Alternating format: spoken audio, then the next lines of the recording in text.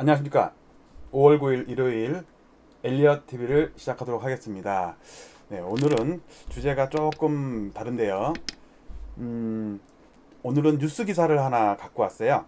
그래서 여러분들께 그 뉴스에 대해서 얘기를 하면서 그 기사가 조금 제가 볼 때는 위험한 기사여서 제 의견과 뭐 정반대니까 그거에 대해서 한번 과거 데이터 60년간의 데이터를 가지고 한번 논해보도록 하겠습니다. 오늘도 마찬가지로 제 앞모습 대신 뒷모습을 보여드리는 거 죄송하게 생각합니다. 뒤통수가 좀 보이죠? 자, 자료를 먼저 보겠습니다. 자, 제목이 청년들이여 상투다 하루라도 빨리 집부터 사라. 제가 그 다음에 저점에서 300%밖에 안 올랐다. 이거는 제가 제목을 딴 거고 원래 제목은 그게 아니었죠. 제목은 요거였습니다. 청년들이여 하루라도 빨리 집부터 사라 해서 한경에서 인터뷰집이라는 코너에서 그 유명 전문가가 청년들에게 하루라도 빨리 집부터 사라고 이렇게 조언을 했어요. 그러면서 공급이 부족해서 부른 부동산 가격 상승인데 서울 집값 떨어질 방법이 없어요. 그러니까 빨리 사야 돼요. 그런데 이게 지금 제가 볼 때는 상당히 위험한, 그동안은 상승을 주장했는데 맞았다. 그러면 앞으로도 맞을 것이냐. 근데 저도 마찬가지로 집을 홀딩하면서 계속해서 상승을 주장해왔지만 최근에 팔았다고 그랬죠. 팔고 나서는 제가 팔았기 때문에 하락을 바라는 게 아니에요. 저는 하락할 것 같아서 판 거죠. 하락할 것 같지 않으면 왜 팔았겠어요. 그것도 조금 빠지면은 뭐하러 팔아요. 거래 비용이랑 세금이랑 빼면은 아무리 싸게 사도 남는 게 없는데 많이 빠질 것 같으니까는 제가 팔았겠죠. 자, 그래서 오늘 그 자료를 가지고 준비를 하도록 하겠습니다. 네, 자료. 이거 넘어갑니다. 구석지에 제 얼굴이 보이는 게 낫겠죠? 아이고, 또 잘못했네. 이렇게 아직 제가 인터넷 유튜브 이런 거에 조금은 익숙하지가 않아요. 시작한 지 얼마 안 됐기 때문에. 불과 한 달도 안 됐어요. 지금 한 보름 됐나? 자, 이 차트는 1960년부터 현재까지 62년간의 로그 실거래가 연봉이에요. 봉이 하나가 연봉이에요. 그러니까 60년부터 2021년까지니까 62개겠죠. 자, 그런데 지금 자세히 보시면 지금 상황입니다. 이렇게 올랐어요. 이게 몇 개인지 아세요? 9개예요. 지금 9년째 상승 중이에요.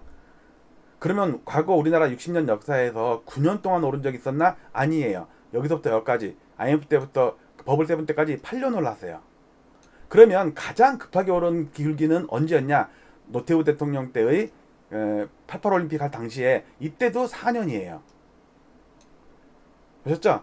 지금까지 9년 오른 적이 한 번도 없어요. 자, 그런데 지금 9년 상승한 게 확정이 됐나요? 아니죠.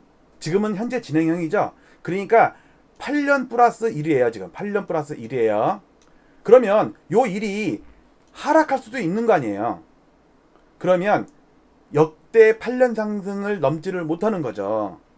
그러니까 지금 9년째, 그러니까 8년 플러스 몇 개월 상승하는 때 지금 집을 사라고 하는 거는 엄청난 위험한 거예요. 만약에 사상 처음으로 9년 연속 올랐다.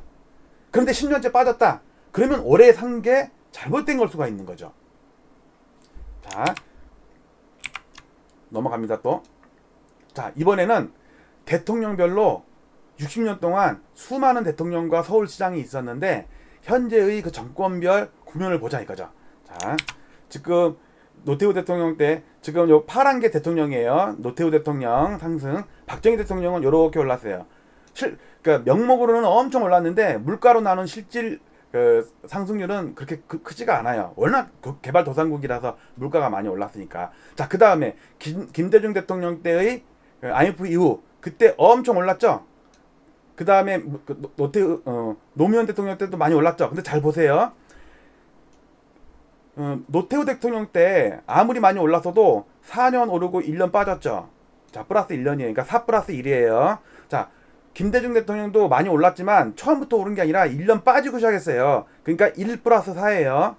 자, 그 다음에 노태우 대통령 때 버블 세븐으로 엄청 올랐죠. 그러나 4년 상승하고 1년 빠졌어요. 4년 상승하고 4년 상승하고 1년 빠졌어요. 그러니까 또 4 플러스 1이에요. 그 다음에 상승한 대통령이 파란색 보시면 박근혜 대통령이죠. 그런데 대통령은 4 플러스 0이에요. 탄핵으로 인해서 4년 하고 그 중도 사임한 거잖아요. 탄핵당해서.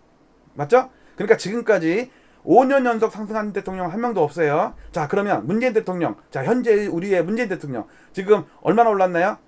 자, 내일 문재인 대통령이 취임 4년 기자회견 한다고 그랬죠? 그러니까 지금 만 4년이 넘었어요. 그러니까 1년 남았어요. 내년 5월 9일이면 퇴임이잖아요. 그리고 3월 9일 날, 그러니까 2달 전에 대선을 할 거 아니에요. 그래서 지금 내일 기자회견을 하는데, 문제는 그럼 지금 4년 동안 어땠나요? 엄청 올랐죠? 자, 4년 올랐어요. 이렇게 올랐어요. 자, 그러면 나머지 1년 또 오른다? 그러면 5가 맞아요. 5가. 5년 오른 게 맞아요. 사상 처음으로 그동안 우리가 60년 동안 경험해보지 못한 부동산 시장을 보는 거예요. 그런데 저는 문재인 대통령도 기존에 60년 동안의 다른 대통령과 별다를 거라고 생각하지가 않아요. 용가리 통뼈가 아니다라는 게 제 주장이에요. 즉 4년 오르고 1년은 빠진다 이거예요. 그러니까 그동안에 폭등했던 대통령과 마찬가지로 4 플러스 1 또는 1 플러스 4 이게 적용이 된다 이거죠. 유독 혼자 5년 플러스는 없다. 그러니까 지금 사는 거는 앞으로 1년 빠지는 게 문제가 아니라 8년 어쩌면 더 길 수도 있는데 지금 사라고 그러는 거는 너무너무 위험한 얘기예요. 여러분들 지금 2013년 저점 대비 보통 300% 올랐어요. 200% 300% 올랐어요. 보통 200% 이상은 올랐어요. 저는 최저점 2013년도 아니고 2016년 초에 샀는데 6억 정도에 사서 15억 정도에 최근에 팔았다고요. 엄청난 수익률이죠. 그냥 별다른 거 한 거 없이 그야말로 9억을 그냥 앉아서 버는 거예요. 문제는 제가 판 돈으로 다른 아파트를 사면 다른 아파트도 올랐을 거기 때문에 별로 남는 것도 없죠. 뭐 기가 막히게 좋은 집 싸게 사지 않는 한. 저는 그 대신 아파트를 하락을 염두에 두고서 팔았기 때문에 다시 사진 않죠, 지금. 뭐 나중에 3년 있다 또 살 수는 있어요. 반등파를 노리고. 어쨌든 지금은 되게 위험한 국면이다. 자, 또 한 가지. 지금 방금 본 거를 잠깐 차트로 정리하겠습니다. 보세요. 1 플러스 4, 마이너스 1 플러스 4, 4 마이너스 1, 이게 뭔 얘기인지 알겠죠? 이건 넘어갈게요. 자, 그리고 지금 국민은행 KB에서 매달 5분위 배율을 발표를 해요. 하위 20%의 아파트에서 그걸 분모를 하고요. 상위 20%의 아파트의 평균 가격을 분자로 해가지고 나눕니다. 그럼 몇 배가 나오겠죠? 그게 기존에, 그러니까 이번에 오르기 전에는요. 2014년 15년도에 4.4배였어요. 4.4배. 그러니까 비싼 아파트 하나 팔아서 싼 아파트 4채를 살 수가 있었어요. 그러면 그전에는 몇이었냐? 통계가 발표된 거는 8.08배가 최고였어요. 2010년. 근데 그 전에도 있었겠죠. 근데 제가 보수적으로 계산을 한 게 8.5배예요. 그러니까 이것도 실제로는 한 9배 될 수도 있어요. 왜냐면 이거는 내가 대충 그 지방 아파트랑 강남 3구랑을 추정해서 한 거니까 실제로는 더 클 수가 있어요. 그런데 최근에 발표한 게 8.8배예요. 역대 사상 최대의 5분위 배율이에요. 그러니까 비싼 아파트 하나 팔아서 싼 아파트 9채를 산다는 얘기예요. 그러니까 비싼 아파트가 엄청 올랐죠. 물론 젊은이들이요, 빨리 지금 당장 집을 사라 그러면 그 젊은이들이 저 지방에 있는 무슨 섬이나 무슨 산골짜기에 있는 그 한 7천만 원짜리 아파트 살까요?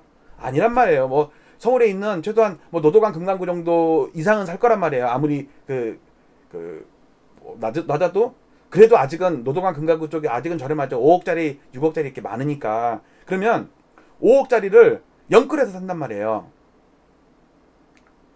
그러면 5억짜리를 대출이 뭐 몇십 프로 안 나오니까 나머지 모자른 돈은 뭐 제2금융권, 그다음에 보험 약관 대출, 그다음에 신용, 마통, 그다음에 제2금융권, 제3금융권, 또 P2P까지 이용하는 사람들도 있더라고요. 그래가지고 샀어요. 근데 문제는 5억이 6억이 되면 다행인데 5억이 4억 3천이 돼 보세요. 그러면 자기 돈은 1억밖에 없었는데 4억이 빚인데 내 돈이 이제 3천밖에 안 남는 거예요. 근데 문제는 그러고서 다시 올라주면 되는데 은행에서 전화가 와요. 일부 상환 또는 전부 상환하라고. 자, 그만큼 지금 위험한 국면입니다. 또 넘어갈게요. 자, 이거는 베리언스 바운드 테스트라고 그래서 과대 분산 테스트예요.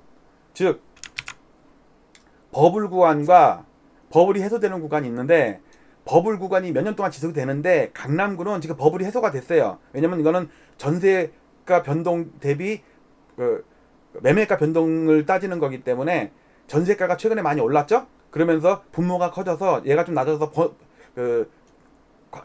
버블이 좀 해소가 됐어요. 근데 문제는 버블이 해소되는 순간 폭락하는 게 아니에요. 버블이 해소됐다는 거는 매매가에 매력이 없다는 얘기예요. 전세가에 비해서. 그런 얘기는 조만간에 폭락이 올 수도 있다는 얘기예요. 과거에도 버블 구간에는 절대 안 무너지죠. 당연히 계속 기대감이 높으니까, 상승 여력이 높으니까. 근데 버블이 해소가 되면 이제 먹을 게 없다는 걸 이제 사람들이 눈치챈 거예요. 그 다음에 어느 순간 버블이 해소가 된 순간에 폭락이 오는. 근데 아직 노도강 금강구 쪽은 아직 버블이 해소가 안 됐어요. 아직도 매력이 있는 거야, 얘는. 근데 얘가 제가 볼 때 조만간 몇 달 안에 버블이 해소가 될 것 같아요. 문제는 매매가가 떨어지든 전세가가 오르든 하면서, 그러면 그 다음 이후에는 먹을 게 없다는 인식이 팽배해지면서 투매가 나올 수도 있다는 얘기예요. 그러니까 지금 상당히 위험한 구간에 사라고요? 정말 위험한 거예요. 자, 지금 또 하나는 가장 화두는 물가와 금리죠. 지금 물가를 좀 볼게요. 물가 이번 달 이거는 제가 볼 때 이거 발표하기 전에, 그러니까 4월달치 발표하기 전에 제가 브릿지 나가면서 추정치인데, 이 당시에는 5.59%였어요. 왜냐면 최근 3개월 동안에 전년 동월비 3개월 동안의 상승률을 그대로 반영을 하면은 2.59%였는데 실제로는 2.32%가 나왔어요. 조금 낮아졌죠. 어쨌든 기울기는 엄청나. 지금 이 상황이 지금 이런 상황이랑 똑같은 거예요. 이런 상황이랑 방향성이 아직은 절대값은 낮아요. 그 당시에는 뭐 5%도 나왔어요. 5%, 4.6% 이렇게 나왔어요. 근데 문제는 이 당시에 폭락기랑 겹친다고요. 물가가 상승하면 처음에는 괜찮지. 뭐 대파값을 좀 오르면 어때? 괜찮은데 그래도 워낙 싸니까 물가가. 그런데 나중에 그걸 못 견디고 폭락이 오더라. 그 얘기를 한 거고요. 그 다음 이번에는 금리예요. 국채금리예요. 금리인데 지금 빨간색을 보세요. 여기에 뭐 국고채도 있고 가계대출금리도 있고 주택담보대출금리, 신용대출금리 여러 가지가 있는데 그 중에 빨간 거 10년물. 제가 볼 때는 국고채 10년물이 가장 기본이에요. 지금 3년물이나 이런 거는 기준금리가 워낙 낮기 때문에 걔가 붙들어 매놓고 있어서 잘 못 오르는데 10년물은 좀 자유롭거든요. 근데 잘 보세요. 우리가 8년 9년 동안 오르는 사이에 금리가 많이 떨어졌어요. 반등했다가 또 떨어졌어. 근데 최근에 다시 올라요. 근데 오르는데 코로나 이전 수준보다 더 높아. 그런데 이걸 자세히 보시면요, 거대한 쌍바닥 같지가 않으세요? 아직 네크라인까지는 멀었죠. 이 네크라인이 먼 게 중요한 게 아니라 이게 고점이 여기잖아요. 고점이 이전에 데이터는 여기서부터니까 2000년부터 발표를 했으니까. 자 보세요. 저점을 쭉 연결하면요, 고점을 쭉 연결하면 이게 나와요. 대충 직선인데 그냥 이렇게 할게요. 그러면 얘를 돌파하면요 폭등세가 나올 수가 있어요. 기술적 분석에서. 만약에 얘가 올랐다가 빠져도 얘가 지지선 받고 또 오른다니까. 그때 얘가 급락할 수가 있어요. 그리고 벌써 지금 꺾인 모습 보이죠? 실거래가 지수로는 제가 만든 거는요. 나중에 국토부에서 발표한 실거래가 지수가 3월달부터 꺾였다고 나와요. 즉 2월달이 상투라고 나와요. 상투 찍고 꺾이는 마당에 지금 사라고? 그것도 연끌해서? 젊은이들이 돈이 어디 있어요? 이제 직장 생활을 해갖고 돈도 얼마 모으지도 않았는데. 그러면 그 젊은이들이 할 수 있는 거는 미래의 수입을 땡겨서 지금 대출을 받아서 하는 거잖아요. 엄청나게 위험하다는 거 말씀을 좀 드립니다. 자, 제가 엘리어트 TV는 엘리어트 파동을 기본으로 한다고 그랬죠? 자, 엘리어트 파동을 한번 봅시다. 60년은 빼놓고 제가 32년 동안에만 한번 볼게요. 87년에 바닥을 쳤어요. 1, 2, 3, 4, 5 갔는데 지금 5파가 끝났어요. 그러면 과거에는 2파는 1파에 대한 조정, 4파는 3파에 대한 조정, 5파에 대한 조정은 없어요. 왜? 끝이에요. 모든 게 끝난 거야. 지금 여러분들 부동산 시장 끝났어요. 그러면 지금으로부터 오는 파동은 뭐냐? 이 전체 34년 동안에 오른 거에 대한 조정파예요. 그러니까 과거에 4파와 2파랑은 비교할 수도 없을 정도로 기간과 크기가 크죠. 데미지가. 그러니까 5억이 3억 이하로 내려가요. 그러면 4억이 대출인데 4억 대출을 갚아도 1억이 모자른 거야. 내 돈 다 날라간 것뿐만 아니라 4억 빚을 갖고도 1억이 모자라요. 그럼 1억 동안 평생 신용불량자로 살아야 된다고요. 그만큼 위험한 순간이에요. 또 볼게요. 지금 파동이 얼마나 중요하냐면 아까 요게 2파였죠. 요게 2파고 요게 4파란 말이에요. 근데 요게 3파였어요. 그러니까 2, 3, 4, 지금 5. 그러니까 상승 파동이랑 비슷하고요. 조정파랑 비슷한 거예요. 그러면 지금 이 당시가 상당히 비슷하거든요. 하위 파동을 보면요. 3파 중에서도 1, 2, 3, 4, 5파인데 이게 끝나고 나서 버블 세븐이 무너지면서 6년 동안 하락했단 말이야. 중간 반동도 있었고. 근데 지금 1, 2, 3, 4, 5 이건 제 추정입니다. 이게 끝난다고 생각이 드는데 여기서부터 오는 조정은 얘랑 비교하면 안 된다니까요. 패턴은 요런 패턴을 저는 생각하고 있어요. 요런 패턴. A, B, C로 빠지는 거. 여기서부터 A, B, C로 빠지는데 이 당시는 6년이었는데 이번에는 8년이다. 그것도 보수적으로 계산한 거예요. 그래서 버블 세븐 무너질 때랑 이 월봉의 파동이 비슷한데 이 당시는 급등을 했다가 급락을 했어요. 근데 지금은 급등을 못하고 있죠. 지금 1, 2, 3월 달이 고점이 거의 똑같아. 그러니까 1월 달이 고점인 아파트도 있고 2월 달이 고점인 아파트도 있고 3월 달이 고점인 아파트도 있고요. 그러니까 2, 3월 달이 고점인데 문제는 다음 차트 봅시다. 요걸 보자고요. 요거. 이게 국토부에서 그러니까 부동산원에서 발표한 실거래가 지수예요.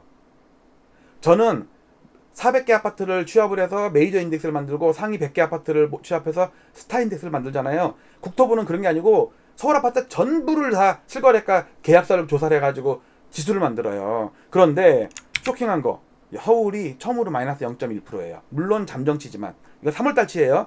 그러면 부동산원 입장에서는 상투가 언제야? 2월달이에요. 2월달. 지금 3, 4, 5월달 꺾이고 있는 중이라고. 우리는 그것도 모르고 계속해서 상승한다고 KB나 감정원에서 시세를 발표하니까 시세는 예를 들면 시험을 보고 나서 가채점 한 거예요. 가채점. 아직 시험 점수가 그 성적표를 아직 안 받았기 때문에 애가 가채점을 한 거라고요. 그러니까 얘가 대충 찍은 것도 있을 거 아니에요. 근데 찍은 것도 맞았겠지 하고서 동그라미 채점한 거예요. 그러니까 실제로는 75점인데 뭐 83점으로 가채점을 하고서 엄마 나 이번에 83점 맞아서 시험 잘 봤으니까 나 뭐 자전거 사줘. 그러니까 엄마는 좋아가지고 홀라당 사주죠. 근데 한 달 있다가 시험 점수가 딱 나왔어. 성적표를 받아왔어. 뭐야 이거 73점인데. 이해 가세요? 지금 감정원 KB에서 상승한다고 계속 4월달도 상승, 5월달도 아마 상승한다고 지금 발표했을 거예요. 그런데 실제 계약서상으로는 지금 빠지고 있다고요.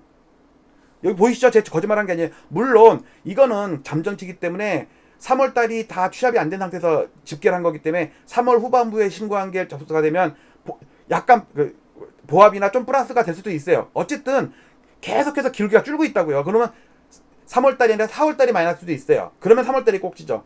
제가 모은 지표로는 3월달이 고점일 확률이 높아요. 왜냐면 저는 똘똘한 놈들이잖아요. 시가총액 100등으로 하는 거니까. 근데 부동산원에서는 계약서는 서울 아파트 전부로 다 하니까 그 중에는 뭐 세대수가 30개밖에 없는 나홀로 아파트 5층 이상이면 되거든.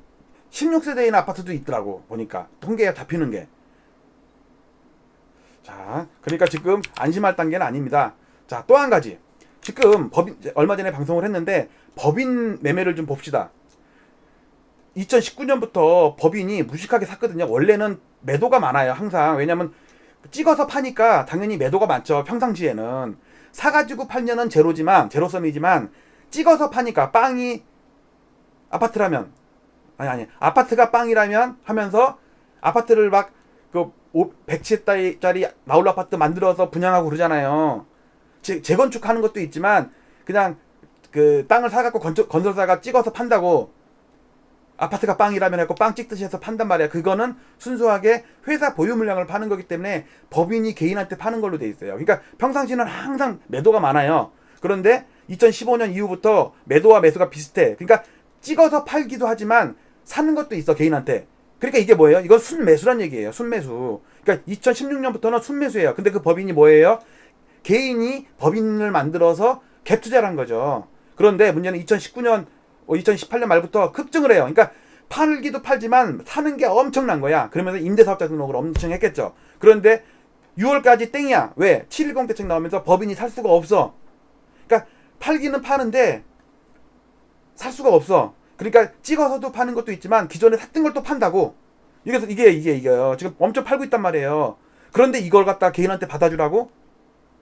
청년들이여 상투다. 하루라도 빨리 집부터 사라. 저점에서 300%밖에 안 올랐다. 참 저 걱정이 됩니다. 요거는 인구 통계학에서 제가 얘기했던 건데 일본처럼 생산 가능, 그러니까 30년 전에 1991년에 생산 가능 인구 비중이 줄면서 아파트 부동산이 폭락을 하면서 아직도 70년대 가격이에요. 그러니까 이거 스페인입니다. 스페인. 그러니까 오른쪽부터 일본부터 할게요. 다시 죄송합니다. 자, 1991년에 생산 가능 인구가 줄면서 부동산이 폭락을 시작했고 잃어버린 30년이 시작돼갖고 아직도 회복했어도 70년대예요. 지수가. 그러면서 그 GDP 대비 가계부채 비중이 이렇게 늘다가 정체됐다가 나중에 반대매가 나가면서 뭐 10분의 1 토막 난 것도 많잖아요. 이렇게 가계부채가 줄었어요. 그리고 요거는 그런데 우리나라가 지금 생산 가능 인구가 올해부터 줄어요. 25세 이상을 합니다. 저는. 그런데 가계부채 비중이 105% 정도 돼요. 아파트는 엄청 올랐대요. 9년째 올랐어요. 자, 이 상태에서 얘가 안 빠질까요? 저는 일본 따라간다고 봅니다. 이게 30년 전이에요. 이거는 14년 전에 스페인입니다. 2007년도 8년도에 그 생산 가능 인구가 줄면서 스페인 주택 가격 지수가 폭락을 하면서 한 1, 2년 시차를 둬서 가계 대비 GDP 대비 가계 부채 비중이 폭락을 했어요. 이때 다 털렸어. 반대매매 나가가지고 다 깡통 쳤다고요. 그런데 우리랑 지금 똑같단 말이에요, 모양이. 자, 정리를 해보겠습니다.